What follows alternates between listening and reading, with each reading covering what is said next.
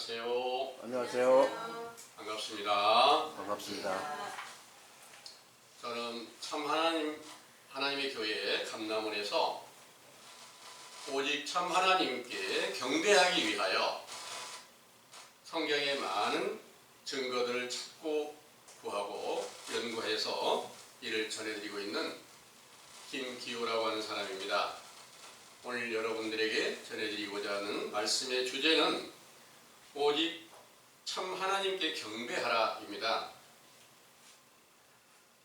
이 주제의 말씀을 성경 전반적인 증거를 통해서 정리된 메시지를 먼저 증거해 드릴 수 있도록 하겠습니다.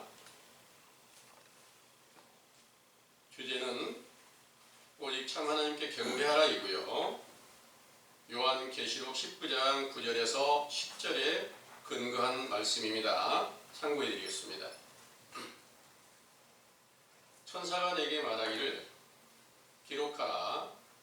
어린 양의 혼인잔치에 청함을 입은 자들이 복이 있도다 하고 또 내게 말하되 이것은 하나님의 참되신 말씀이라 하기로 내가 그 발 앞에 엎드려 경배하려 하니 그가 나더러 말하기를 나는 너와 및 예수의 증거를 받은 너의 형제들과 같이 된 종이니 삼가 그리하지 말고 오직 하나님께 경배하라. 예수의 증거는 대언의 영이라 하더라. 아멘. 내용을 참고하겠습니다. 공평하신 참 하나님의 감동을 받은 다윗의 시에 시편 5편 7절인 오직 나는 주의 풍성한 인자를 힘입어 주의 집에 들어가 주를 경외함으로 성전을 향하여 경배하리이다 하시고 또 예레미야 26장 2절에 3절 예레미야 선지자로 읽으신 말씀에 나 여호와가 이같이 말하노라 너는 여호와의 집 뜰에 서서 유다 모든 성읍에서 여호와의 집에 와서 경배하는 자에게 내가 너에게 명하여 이르게 한 모든 말을 고하되 한 말도 금하지 말라. 하신 명령과 모든 성경을 완전케 하시려고 마태복음 2장 1절에서 12절 예수께서 세상 유대나라에 강림하시어 동방 박사들의 경배를 받으시고 장성하여 세상에 나타내셨을 때 여호와의 집으로 건축한 예루살렘 성전에서 경배하던 제사장의 무리들이 요한복음 2장 13절에서 22절 성전 안에서 소와 양과 비둘기를 팔고 돈 바꾸며 매매하는 것을 보시고 그들을 쫓아내시고 내 아버지의 집으로 장사하는 집을 만들지 말라 하시니 제자들이 성경 말씀에 주의 전을 사모하는 열심이 나를 삼키리라 하는 것을 기억하더라. 이에 유대인들이 예수께 말하기를 네가 이런 일을 행하니 무슨 표적을 우리에게 보이겠느냐. 예수께서 대답하여 너희가 이 성전을 헐라 내가 사흘 동안에 일으키리라. 유대인들이 가로되 이 성전은 46년 동안의 지역건을 네가 3일 동안에 일으키겠느냐 하더라. 그러나 예수는 성전된 자기 육체를 가리켜 말씀하신 것이라. 죽은 자 가운데 살아나신 후에야 제자들이 이 말씀하신 것을 기억하고 성경과 및 예수의 하신 말씀을 믿었더라. 하신 증거로 보아 여호와의 집 곧 아버지의 집은 육체의 눈으로 보이는 예루살렘 성전의 건축물이 아니라 예수님의 육체가 영적 예루살렘 성전이었으며 그 가운데 요한복음 14장 8절에서 10절 아버지께서 살아서 계심으로 아들이신 예수님께서만 그 집에서 아버지께 경배하는 자가 되고 또 그의 말씀을 듣고 표적과 기사를 보고 믿는 제자들이 경배하는 일에 참여하였던 것이지요. 경배한다는 것은 공경하여 절을 하는 것인데 마태복음 8장 1절에서 4절 한 문둥병자가 예수님께 나와 절하고 주여 원하시면 저를 깨끗게 하실 수 있나이다 하거늘 예수께서 손을 내밀어 저에게 대시며 내가 원하노니 깨끗함을 받으라 하신데 즉시 그의 문둥병이 깨끗하여진지라 하시고, 또 마태복음 9장 18절에서 26절, 한 직원이 예수님께 절하며 방금 내 딸이 죽었사오나 오셔서 그 몸에 손을 얹으소서, 그러면 살겠나이다 하였을 때 그 직원의 집에 가셔서 죽어있는 소녀의 손을 잡으시며 살아서 일어나게 하는 영광을 나타내셨습니다. 이렇게 예수님께 절하였던 것은 그의 육체 가운데 아버지께서 함께 계신 것을 믿고 그가 죽은 자를 살리며 병든 자를 고치시는 구주이신 것을 마태복음 10장 32절에서 33절 시인하는 것이므로, 누구든지 사람 앞에서 나를 시인하면 나도 하늘에 계신 아버지 앞에서 저를 시인할 것이요, 나를 부인하면 나도 하늘에 계신 내 아버지 앞에서 저를 부인하리라 하시고, 또 마태복음 10장 40절에서 42절, 너희를 영접하는 자는 나를 영접하는 것이요, 나를 영접하는 자는 나 보내신 아버지를 영접하는 것이니라. 선지자의 이름으로 선지자를 영접하는 자는 선지자의 상을 받을 것이요, 의인의 이름으로 의인을 영접하는 자는 의인의 상을 받을 것이며, 또 누구든지 제자의 이름으로 냉수 한 그릇으로 비유한 진리의 복음을 전파하는 자는 유업의 상을 잃지 않으리라 하셨죠. 그러므로 예수님께 경배하며 절하던 자들이 제자가 되고, 예수께서는 그들을 하늘 양식과 권능으로 양육하시며 그들의 모든 죄를 씻기시고 정결케 하여 여호와의 집이라고 칭하신 성전 안에서 영원히 경배하게 하시려고 자신의 육체를 십자가에 못 박혀 죽으시고 부활하신 후에 영원한 성전이 된 신령한 육체를 제자들에게 나타내 보이신 것입니다. 이때부터 40일 동안 제자들과 함께 계시다가 아버지께 올라갔다가 다시 오시겠다는 약속대로 50일이 되는 오순절에 성령으로 충만케 하셨을 때 고린도전서 3장 16절, 제자들 안에서 영적 성전으로 세우시고 아버지와 아들로 완전케 하신 예수 그리스도의 이름을 주시고, 빌립보서 2장 5절 11절, 그 이름 앞에 무릎을 꿇고 시인하고 그 이름으로 세례를 받는 자들은 성령을 선물로 받는 유업의 상을 베푸시고, 요한복음 4장 23절에서 24절, 신령과 진정의 예배를 드리게 하셨으므로 그 거룩하신 이름이 영원히 영광과 찬송을 받으시기에 합당하시나이다. 아멘. 상기의 증거와 같이 영적 성전이신 예수 그리스도를 영접하였던 제자들이 그 이름으로 세례를 베풀어 제사함을 받고 성령을 선물로 받게 하셨던 것은 구약에서 다윗 때 계획하고 솔로몬 왕의 때에 건축한 예루살렘 성전이 세워졌을 때 그 성전의 제단에서 맹세하며 간구하는 것을 들어주셨던 것이 성취된 증거였지요. 그때 솔로몬 왕이 간구하던 것들 중에 열왕기상 8장 33절에 34절, 만일 주의 백성 이스라엘이 주께 범죄하여 적국 앞에 패하게 되므로 주께로 돌아와서 주의 이름을 인정하고 이 성전에서 주께 빌며 간구하거든 주는 하늘에서 들으시고 주의 백성 이스라엘의 죄를 사하시고 그 열조에게 주신 땅으로 돌아가게 하옵소서 하신 말씀이 사도들의 시대에 성취된 증거를 보면 사도행전 2장 36절에서 42절, 예수님을 십자가에 못 박아 죽인 죄인들이 사도들 앞에 돌아와 죄를 자복하고 예수 그리스도의 이름으로 세례를 받고 성령을 선물로 받게 된 일로 시작하여 당일에 3천이나 구원을 받고 하야될 수 없이 많은 제자들이 열조의 땅이라고 비유한 갈라디아서 3장 7절, 아브라함의 품에 안기는 아들이 되는 축복을 받게 된 것입니다.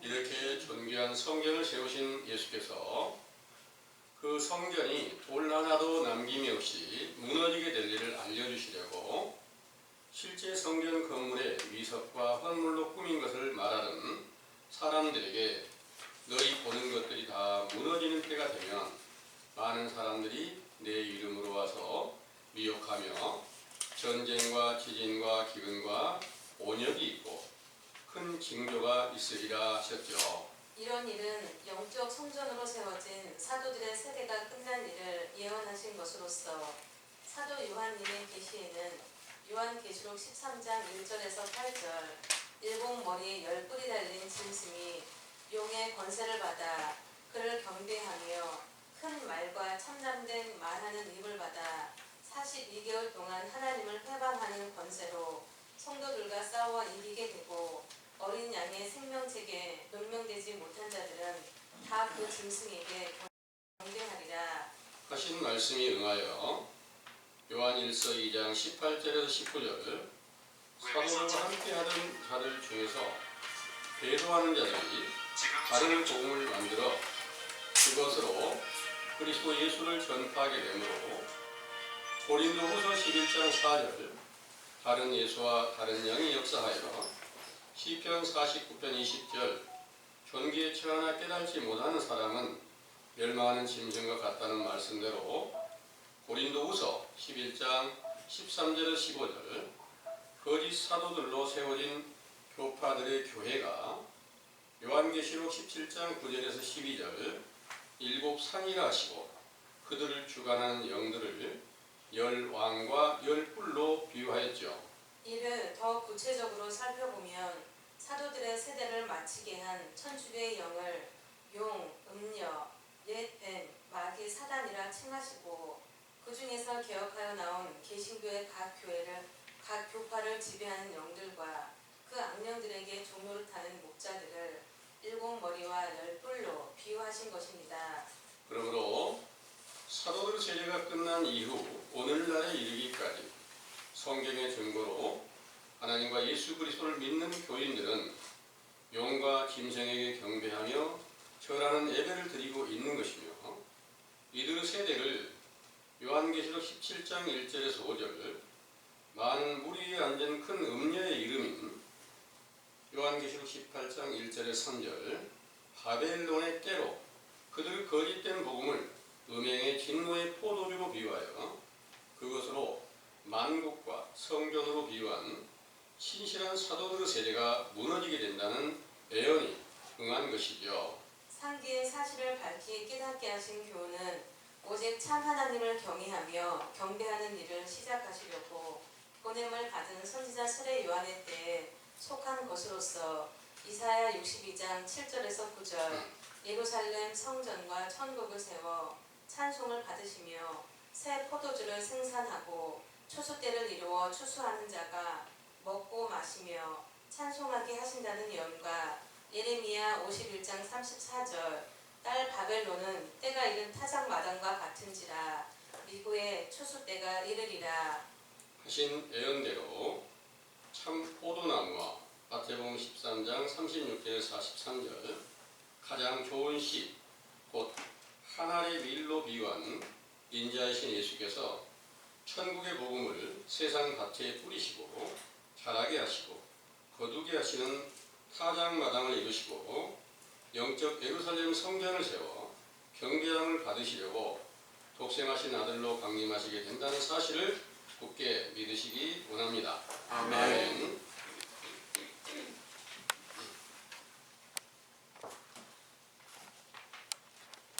잘 들으셨습니까? 아멘. 오늘 증거해드린 요한계시록의 증거들은 오늘날 이 온 세계의 모든 교회가 사도들의 시대에 어떻게 이 일이 응하여졌는지를 정확하게 알지 못해서 아직까지 계시록은 안 이루어졌다. 또 어떤 분들은 내가 계시록을 지금 이루어가고 있다. 이렇게 말씀하시는 분들이 참 많습니다.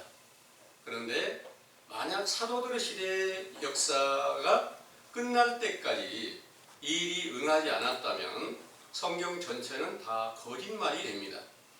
반드시 사도들의 세대에 다 이루어졌어야 될 일은 반드시 태초부터 창조하시고 또 모든 창조하시고 심판하시는 모든 과정을 정확하게 알려주시는 모든 때마다 시작이 되면 반드시 끝이 되고 끝이 있고, 신약 시대에 와서 시작과 끝은 바로 세례 요한으로부터 예수 그리스도의 복음이 시작이 되고, 또 인자이신 예수님께서 오셔서 모든 성경을 완전히 이루시고 부활하셔가지고 사도들에게 또 그 제자들에게 성령으로 충만케 하시던 그때가 영적 타작마당 추수 때로 비유를 하셨고, 포도송이를 거둬들이는 그런 새 포도주로 풍성케 하는 그런 때를 이루셨기 때문에, 그리고 나면 당연히 추수 때가 끝나고 나고 포도를 따고 나면 영적 겨울이 오는 것처럼 하나님의 나라의 은혜로운 한 해가 끝나고 시작과 끝을 완전하게 이루신 후에 다시 세상은 영적 겨울로 또 온 세상이 깜깜한 흑암의 권세로 갇혀지게 될 일을 알려주셨다는 것을 여러분들은 믿으시기 원합니다. 우리 모두가 다 원하는 바가 참 하나님을 경외하며 경배하는 마음을 경배하기를 간절히 소원하고 있는 거 맞으시죠? 네. 경배를 어떻게 할까? 그 경배하는 것은 반드시 공경하고 절을 한다, 이런 내용입니다. 과연 이제 우리가 절에 대해서 절을 어떻게 할까 하는 것을 이제 생각을 해보다가 이 성경 안에 하나님께 온전히 경배하는 일이 어떻게 응했을까 하는 것을 계속 성경 전반적인 증거를 찾아서 여러분들에게 오늘 전해드리고 있는 것입니다. 그래서 오늘 이 말씀을 잘 들으시고 여러분들도 참 하나님 앞에 경배하는 자가 다 되어서 그 경배하는 자가 되면 바로 천국이 완성될 수 있습니다. 되는 것입니다. 그래서 소원하는 일들이 반드시 어디서 어떻게 응하게 될까, 이런 것들을 잘 살펴서 여러분들이 영적 예루살렘 성전 안에 함께 들어가서 그 안에서 아버지와 아들로 완전하신 예수님께 영원한 경배를 드릴 수 있는 축복을 받으시게 되기를 간절히 원합니다. 아멘. 이 세상에서 절한다는 내용은 어른을 공경하고 어른 앞에 자신을 낮춰서 어른에게 경배하는 것을, 또 아니면 신을 숭배하는 자들이 신상을 만들어 놓거나 제사상을 차려 놓거나 이렇게 신 앞에 자신을 낮춰서 절을 하는 이런 것들을 여러분들은 아마 직접 해보시기도 하고 또 많이 보아오셨을 것입니다. 제가 요즘에 전에 이제 불교에서 유명하신 해인사 큰 스님으로 계셨던 성철 스님에 대해서 쓴 책을 조금 읽어보고 있는데, 그 스님 만나서 어떻게 하면 가장 세상을 지혜롭게 잘 살 수 있습니까 하고 물었을 때 남을 속이지 말라, 이 말씀으로 첫 번째 주신 바 있었고요. 그건 이제 책을 쓰신 저자 원택 스님이라고 하신 분이 하신 말씀이었습니다. 속이지 말라. 별로 대단한 것 같지 않았는데 속이지 말라는 그 낱말 하나가 결국 자신을 완전히 그분 앞에 굴복할 수 있게 하고 그분이 명하는 대로 따라서 행할 수 있게 되었던 거예요. 그분은 원택 스님이라고 하는 분이 대학교 4년 때 그 해인사에 갔다가 이제 그렇게 발목을 잡히고 스님이 되게 되었는데, 그 말씀을 하신 후에 어떻게 하면 가장 인생을 멋지게 살 수 있고 아름답게 살 수 있습니까 하고 물었을 때 제일 첫 번째 속이지 말라 하신 후에 그 다음에 할 일이 뭡니까 하고 물어보니까 절돈 3,000원을 내라 그러더래요. 절돈 3,000원을 삼촌은 주머니에서 꺼내서 내려고 하니까 그 돈은 아니고 절돈은 따로 있다 그러면서 3,000배를 하라는 거예요. 부처님 앞에 가서 3,000배를 하라 그래서 어떻게 그걸 감당하기가 너무 힘드니까 못한다고 할 수도 없고 물어봤는데, 그래서 결국 3,000배를 하게 되고 참 몸이 참 가늠할 수 없는, 일어서기 어려울 정도까지 이제 3,000배를 하게 되었다. 그리고 다시 내려와 가지고 또 다시 갔을 때 스님 되는 과정에서 3,000배를 7번 하라. 이래가지고 날마다 3,000배씩 일주일 동안 하는데 21,000배를 했다는 거예요. 이 절을 하는 이런 모든 일들은 바로 자신을 굴복시키는 그런 일에 된다고 볼 수가 있습니다. 그래서 그렇게 그 말씀을 조금도 어길 수가 없어서 계속해서 절을 하는데, 그 절을 하고 나니까 몸은 다 무너지다시피 했는데 그 마음은 나는 속이지 않고 온전히 내가 존경하던 그분에 순종한다, 이런 의미로 조금씩 깨달음이 와서, 그분도 이제 성철 스님은 돌아가셨지만 그분도 이제 성철 스님 돌아가실 때쯤 나이가 돼서 상당히 지금 큰 일을 별에서 하고 있으면서 많은 책도 쓰고 이렇게 거기서 이렇게 불법을 갖다가 계속 강론하고 있는 그런 분입니다. 그런데 이제 우리는 하나님께 어떻게 절을 할까? 예수님 만났을 때 제일 첫 번째, 한 문둥병자가 예수님께 절을 했어요. 그리고 한 직원이 자기 딸이 죽었을 때 절을 했어요. 실제 예수님을 만나면 우리도 절을 할 수 있겠죠? 절할 수 있죠? 예수님 만난다면. 절을 할 수 있습니다. 그냥 예수님 아니어도 다른 분을 만나도 절을 하잖아요. 절을 어떤 방법으로 하든 이렇게 거수경례로 하든 그냥 이렇게 목례로 하든 무릎을 꿇고 절을 하든 이런 절을 할 수 있어요. 그런데 지금 여러분들이 예수님을 만날 수 있을까요? 육신의 눈으로 볼 수 있을까요? 절대 예수님께 다시 육신의 눈으로 볼 수 있게 오시는 분이 아닙니다. 그러기에 어떻게 예수님을 우리가 발견할 수 있을까요? 그분을 만날 수 있을까요? 그분을 만난다는 것은 제일 첫 번째, 그분에 대한 확실한 증거를 제시해주는 성경을 통해서 그분은 어떤 분인지, 과거에 어떻게 모든 약속을 지키셨는지, 그분이 창조주시고 구원자이신지 이 사실을 정확하게 깨닫고 알기 전에 자기 자신이 전혀 무지한 상태에서 하나님을 알지 못하고 잘못 믿고 있었다는, 알지 못한 상태에서 모든 하나님의 명령을 거역하고 있다는 사실을 인정하게 되는, 이것이 바로 첫 번째 예수님을 시인하는 행위가 된단 말입니다.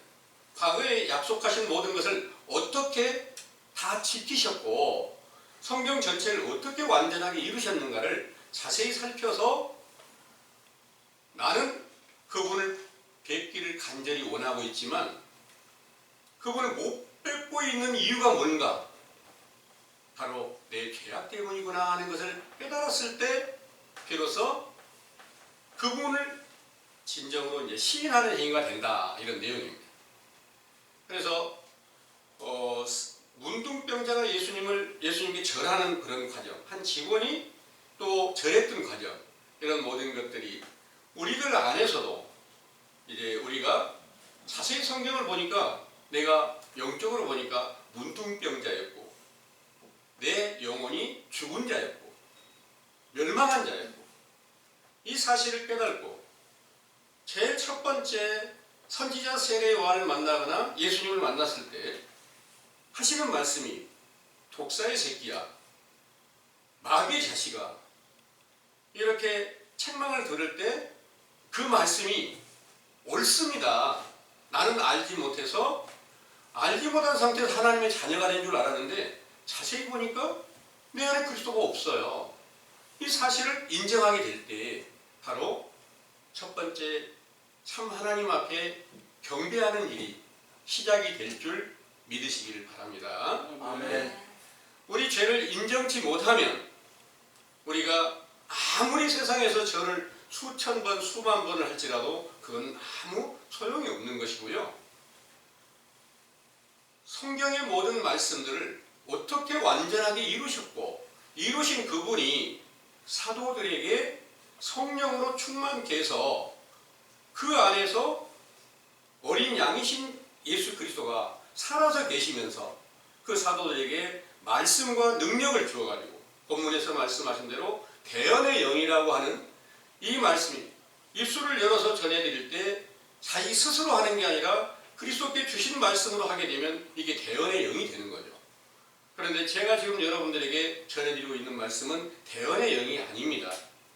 지금 저는 아직 그 단계에 이르지 못하였고 다만 성경을 통해서 제일 첫 번째 진실이 뭔지를 알게 해주는 선지자 세례 요한이 와서 내가 성경을 찾고 구할 때 그 교훈을 베풀어서 너는 지금까지 죄인이었어. 독사의 새끼였어. 그런데 알지 못하고 너 하나님의 자녀라고 믿고 있었잖아. 너 성령 받았다고 인정하고 있었잖아. 어린 양이신 그리스도를 영접했다고 믿고 있었잖아.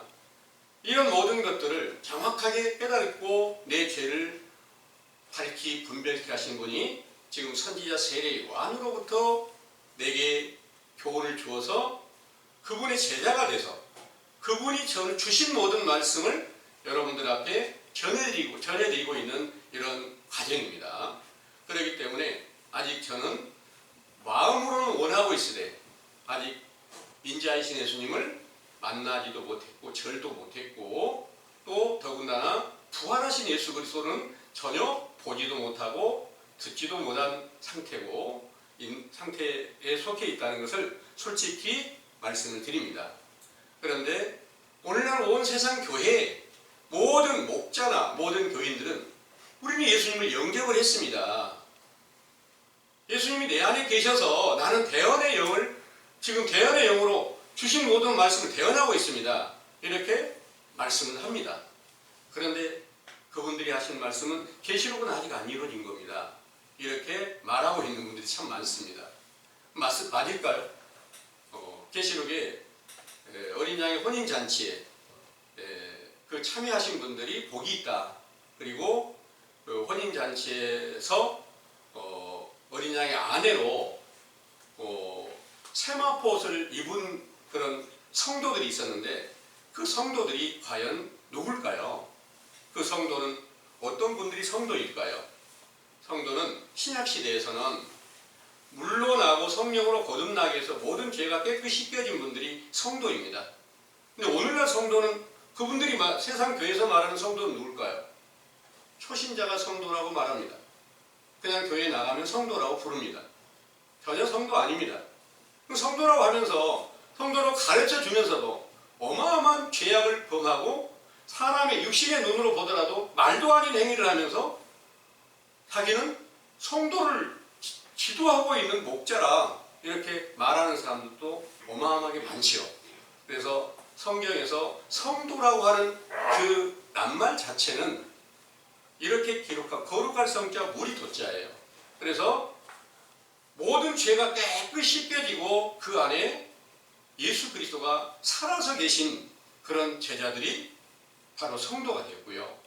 구약에서는 어떤 분들이 성도라고 했느냐 하면은 모세와 아론을 가리켜서 성도라고 이렇게 칭했어요. 시편 106편 16절을 한번 보겠습니다.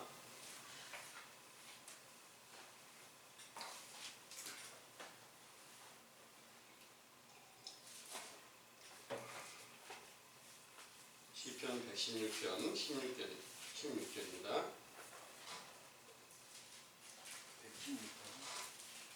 저희가 진에서 모세와 여호와의 성도 아론을 질투하매 이렇게 그 다음에 이제 17절엔 땅이 갈라져 다단히 삼키며 아비람의 당을 덮었으며 불이 그 당 중에 붙으며 화염이 악인을 살랐도다 이런 말씀이 있습니다.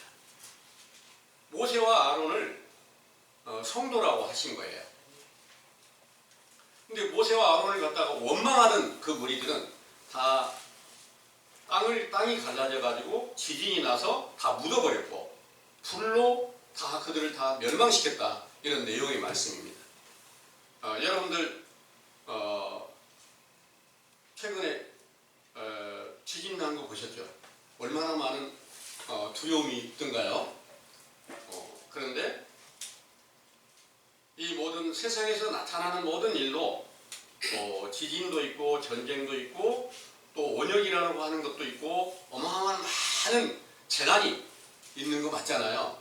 그런데 이런 모든 것들이 실제 세상에 나타나 보여진 것은 영적으로도 있는 거예요. 성경에서 영적 지진이 뭘까? 영적 지진은 우리 안에 예수 그리스도께서 살아계시지 않으면 그 지진으로 무너져 버린 거나 마찬가지란 말입니다. 불로 멸망시켜진 거나 마찬가지라는 거예요. 그래서 세상에 나타나는 그런 엄청난 재앙을 보고 나는 하나님의 나라가 내 안에 세워져 있지 못했고 그 성전이 세워져 있지 못한 사실을 분별하게 된다면 이게 바로 여러분들에게 첫 번째 참 하나님 앞에 굴복하고 그분이 바로 내 안에서 다시 하나님 나라를 세우고 다시 의를 세우고 하나님의 성전을 다시 세우는 그런 영광의 날이 시작이 될 것이라고 믿으시기를 원합니다. 네.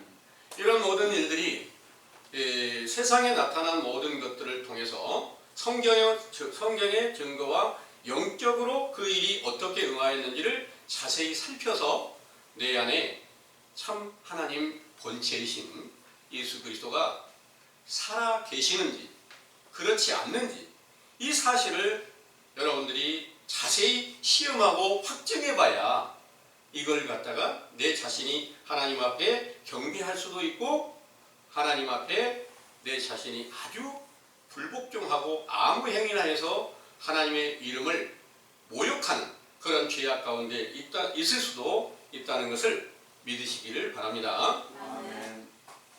고린도후서 13장 5절의 말씀 한번 보겠습니다. 고린도후서 13장 5절입니다.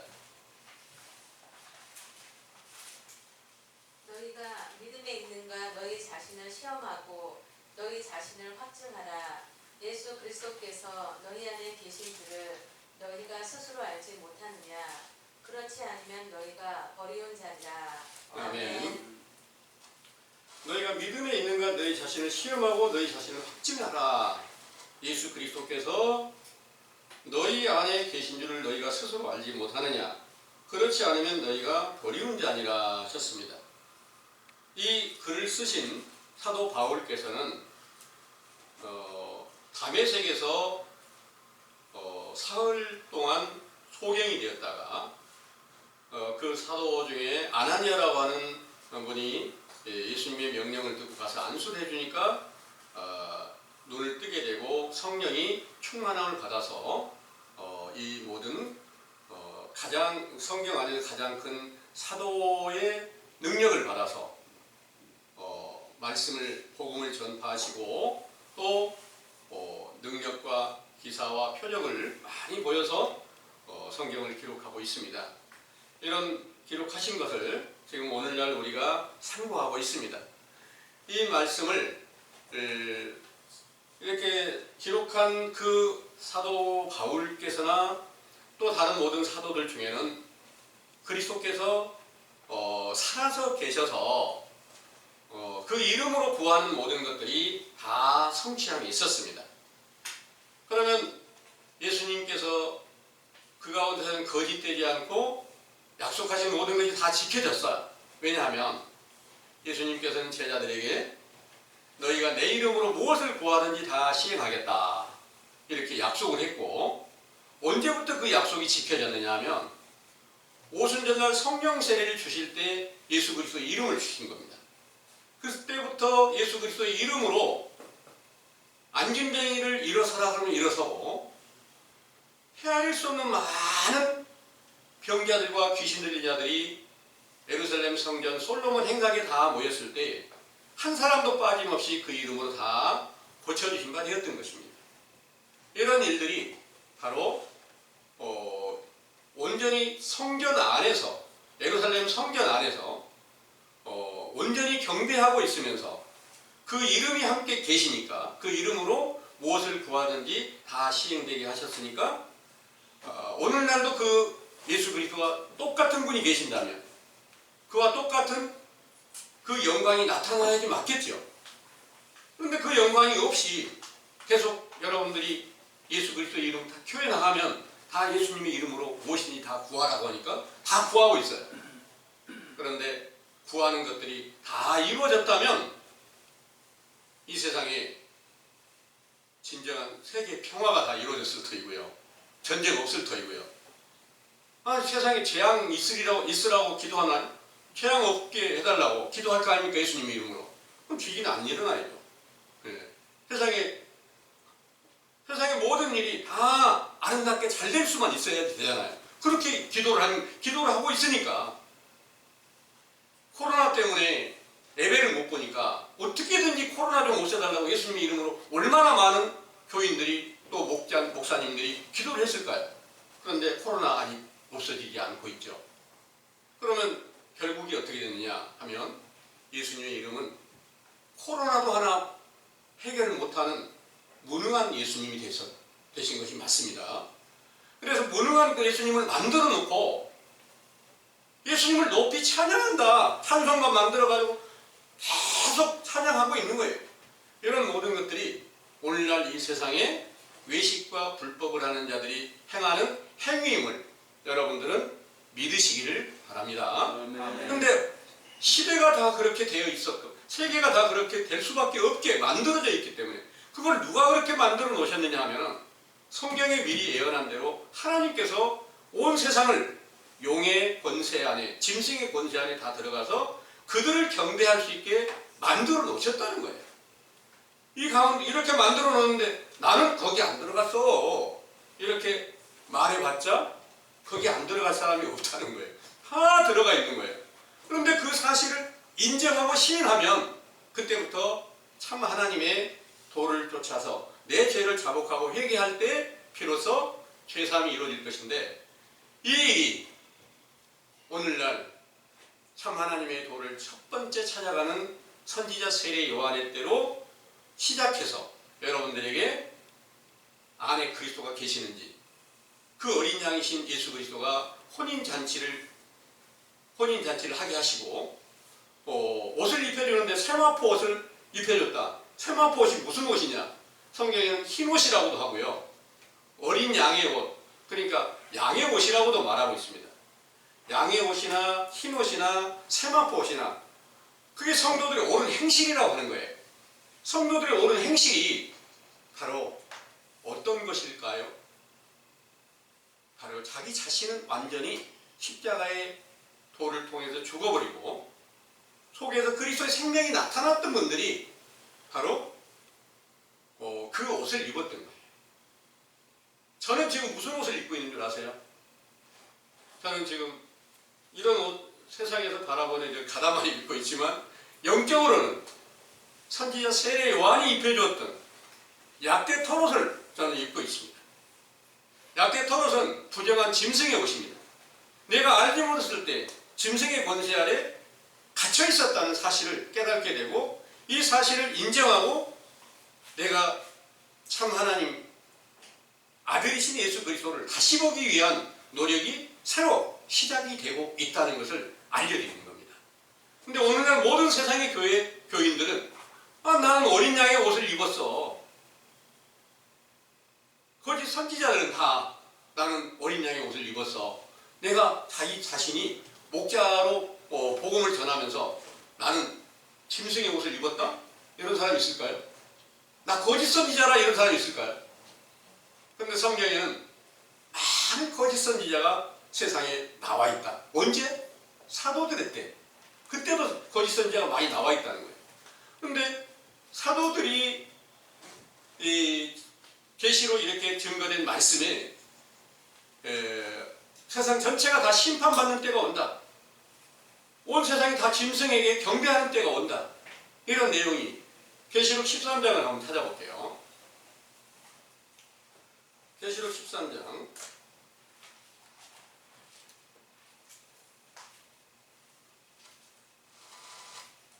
8절의 말씀을 참고해 보겠습니다. 죽임을 당한 어린 양의 생명책에 창세 이후로 눈명되지 못하고 이 땅에 사는 자들은 다 짐승에게 경배하리라. 아멘. 아멘.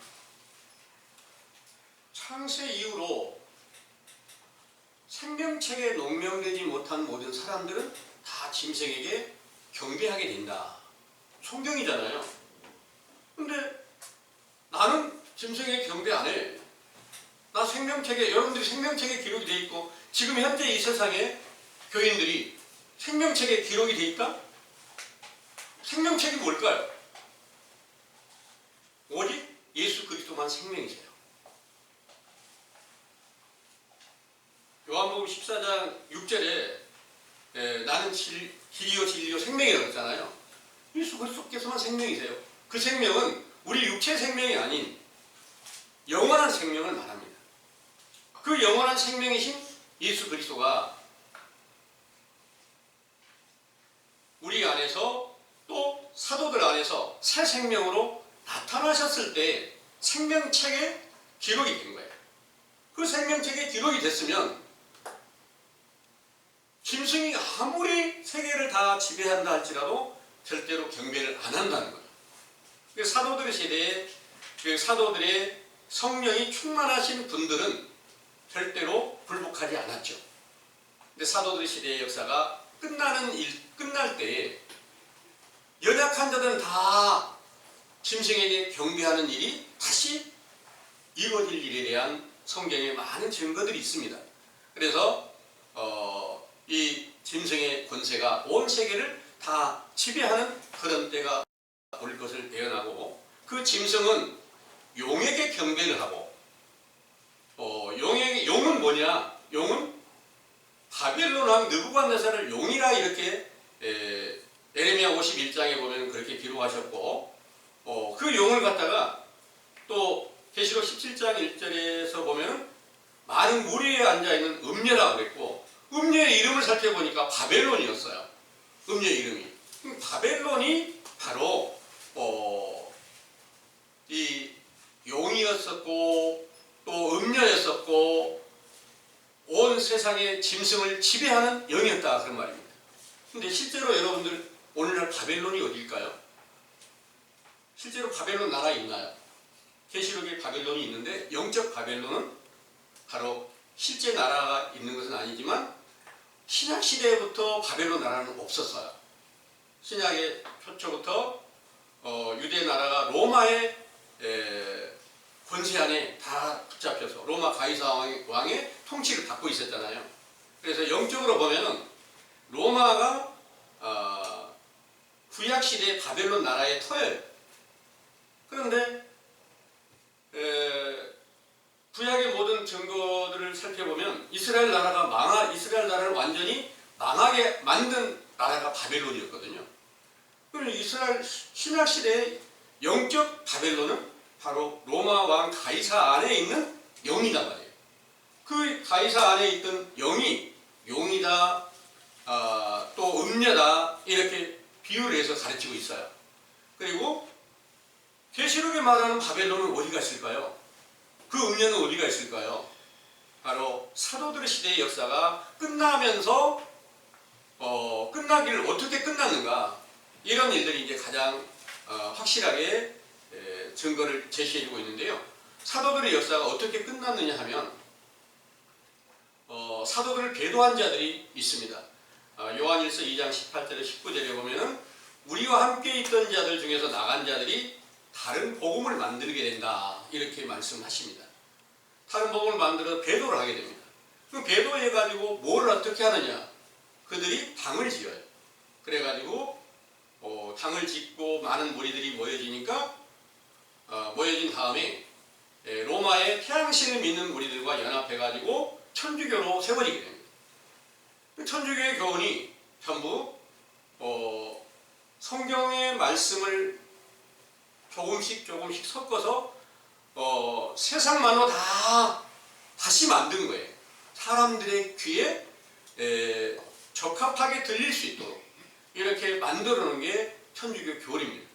그래서 그 교리를 만들어 놓은 걸 성경에는 음행의 진노의 포도주라 이렇게 비유를 했어요. 그 음행의 진노의 포도주가 다른 복음인데 이 참 포도주는 예수님께 전하는 그리스도의 복음이에요. 그런데 그 음행의 진노의 포도주가 어떻게 만들어지느냐?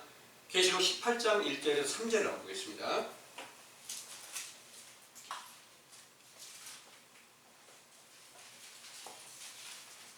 이 일 후에 다른 천사가 하늘에서 내려오는 것을 보니 큰 권세를 가졌는데 그의 영광으로 땅이 환하여지더라.